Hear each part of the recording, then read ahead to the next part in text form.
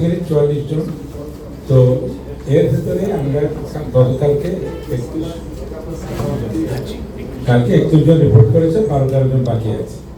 এই 12-13 জনের ভেতরে 5-6 জন আছেন যাদের এইচএসসি পরীক্ষা চলছে। তো ওরা এইচএসসি পরীক্ষা শেষ করে তারপরে ক্যাম্পে জয়েন করবেন। আর বাংলাদেশি যারা বিদেশে আছেন ওখান থেকে 5-6 জন আসবেন। তো তারা আসবেন একটু পরের দিকে, কারণ এত আগে এসে তাদের এখানে এতদিন থাকাটা খুবই ঠিক। তো ওটার সময় মতন তারা আসবেন। আর যে প্রশ্নটা আপনি করেছেন সেটা হলো গ্রামের সিলেকশনটা কীভাবে করি, বাইরের যারা আমাদের বাংলাদেশি যারা প্রবাসী বসবাস করছেন তারা যখন আগ্রহ প্রকাশ করেন।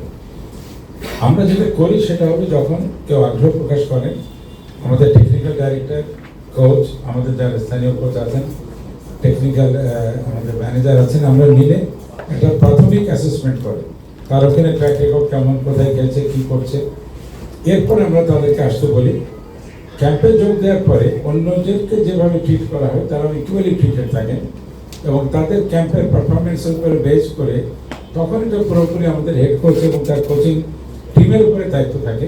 সেখান থেকে আমাদের ফাইনাল 23 স্পটটা ঠিক করে। ওইখানে দেশি বিদেশি আমরা কোনো পার্থক্যের ভিতরে যাই না। Thank you.